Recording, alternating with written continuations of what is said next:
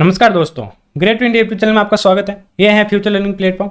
एक बार फिर से रीट के मोस्ट इंपॉर्टेंट शिक्षण वीडियो के बारे में बात करेंगे। आज जो शिक्षण वीडियो रहेगी वो हमारे मैथ्स से रिलेटेड रहेगी, यानी गणित से रिलेटेड। गणित से रिलेटेड जो भी इंपॉर्टेंट शिक्षण वीडियो बनती हैं उनके बारे में बात करेंगे।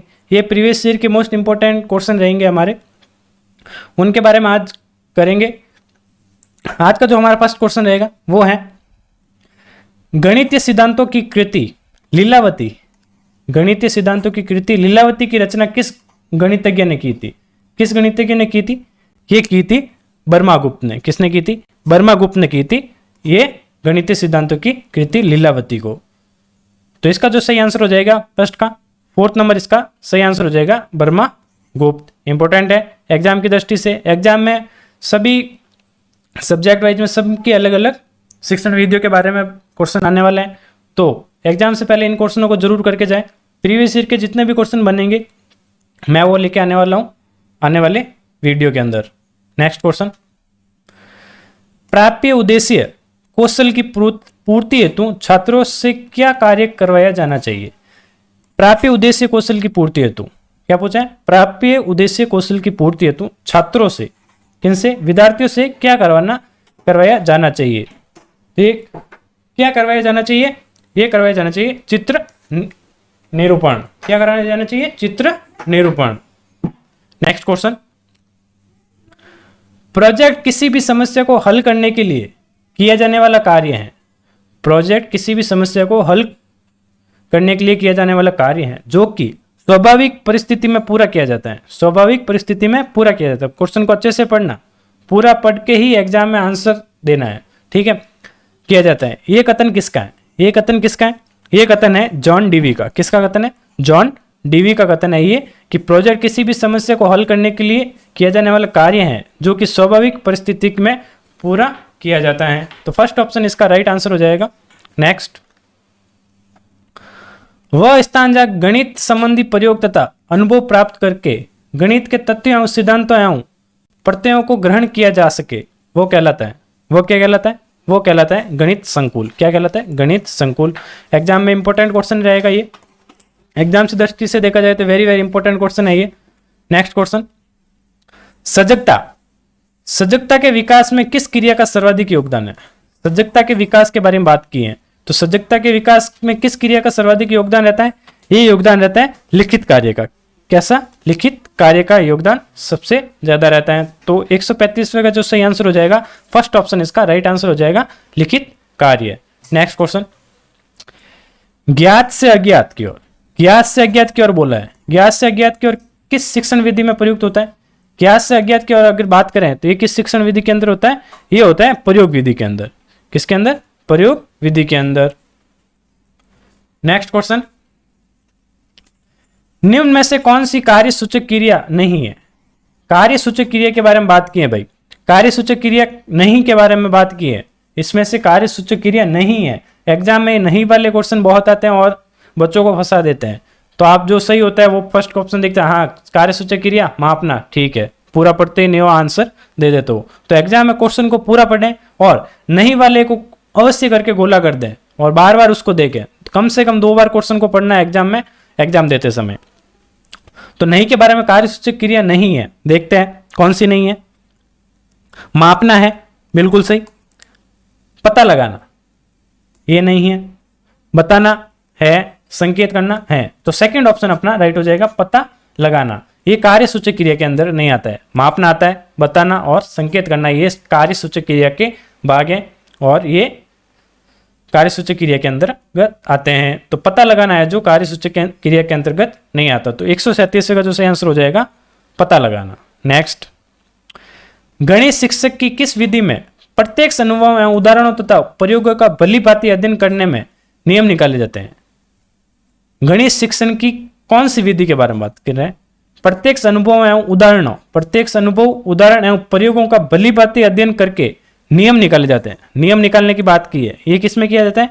ये किया जाता है समस्या समाधान विधि के अंदर। किसके अंदर? समस्या समाधान विधि के अंतर्गत किया जाता है, जिसमें अनुभवों, उदाहरणों और प्रयोगों को भली भांति अध्ययन करके नियम निकाले जाते हैं। किस विधि के अंतर्गत? समस्या समाधान विधि के अंतर्गत। तो इसका जो सही आंसर हो जाएगा फर्स्ट ऑप्शन इसका राइट आंसर हो जाएगा। नेक्स्ट, मूल्यांकन वह प्रक्रिया है जिसमें किसी जांच स्तर को आधार बनाकर किसी मूल्य निर्धारित करके या आंकने की बात की जाती है। ये कथन किसका है? ये कथन किसका है? ये कथन है अपना गोलुंड एवं लिन का। किसका है? गोलुंड एवं लिन का कथन है ये कि मूल्यांकन वह प्रक्रिया है जिसमें किसी भी जांच स्तर के आधार पर बनाकर किसी भी मूल्य निर्धारित करने में आंकने की बात की गई है। ये कहा गया है गोलुंड एवं लिन के द्वारा। इंपॉर्टेंट क्वेश्चन है। नेक्स्ट क्वेश्चन, वह मूल्यांकन जो छात्रों की योग्यता, रुचियां, अभिरुचियां एवं अभिवृत्तियां, क्षमताओं से संबंधित ताकत व कमजोरी का आकलन हेतु किया जाता है। अगर छात्रों की बात करें योग्यताओं के बारे में, रुचियों के बारे में, अभिरुचियों के बारे में, तो ये किसके अंदर बताया गया है? ये बताया गया है निदात्मक मूल्यांकन के अंदर। इसके अंदर निदात्मक मूल्यांकन के अंदर बताया गया है। नेक्स्ट क्वेश्चन, गणित सभी विज्ञानों का सिंह द्वार और कुंजी है। गणित सभी विज्ञानों का सिंह द्वार और कुंजी है। ये कथन किस गणितज्ञ का है? ये कथन किस गणितज्ञ का है? ये है अपने पाइथागोरस का। किसका है? पाइथागोरस का कथन है ये कि गणित सभी विज्ञानों का सिंह द्वार एवं कुंजी है। इंपॉर्टेंट क्वेश्चन है। नेक्स्ट, निम्न में से कौन सी विशेषता गणित की प्रकृति को प्रदर्शित नहीं करती है? कौन सी विशेषता है जो गणित की प्रकृति को प्रदर्शित नहीं करती है? नहीं के बारे में पूछा है। नहीं के बारे में पूछा है तो ध्यान से पढ़े। तार्किक गणित के अंदर होती है। व्यवस्थित करना, बिल्कुल। संगठित, संगठित है जो गणित की विशेषताओं को प्रकृति में प्रदर्शित नहीं करती। और अभिव्यक्ति ये भी करती है। तो थर्ड ऑप्शन इसका राइट हो जाएगा। संगठित है जो कि गणित की प्रकृति को प्रदर्शित नहीं करती है। थर्ड ऑप्शन राइट आंसर है। नेक्स्ट, गणित शिक्षक में संवर्धनकारी कार्यक्रम की आवश्यकता किन छात्रों के हेतु होती है? जो संवर्धनकारी कार्यक्रम है वो किस छात्रों के हेतु होती है? ये होती है मंद बुद्धि के छात्रों हेतु। किसके छात्रों हेतु? मंद बुद्धि के जो छात्र होते हैं उनके द्वारा संवर्धनकारी कार्यक्रम किए जाते हैं। कमजोर के द्वारा नहीं, प्रतिभाशाली के द्वारा भी नहीं और पिछड़े के द्वारा भी नहीं। ओनली फॉर मंद बुद्धि के जो छात्र होते हैं उनके द्वारा संवर्धनकारी कार्यक्रम किए जाते हैं। याद रखना। नेक्स्ट, यदि एक परीक्षण उस उद्देश्य का मापन करें जिसकी पूर्ति हेतु उसकी रचना की गई है तो उसमें निहित है। एक परीक्षण उस उद्देश्य का मापन करें जिसकी पूर्ति है उसकी रचना की गई है तो उसमें निहित नहीं है। ये किसके अंदर नहीं है वो बताना है। तो ये नहीं किसके अंदर नहीं है? वस्तुनिष्ठता के अंदर। किसके अंदर नहीं है? वस्तुनिष्ठता के अंदर एक परीक्षण है उद्देश्य का मापन नहीं किया जा सकता और इसमें ये निहित नहीं है।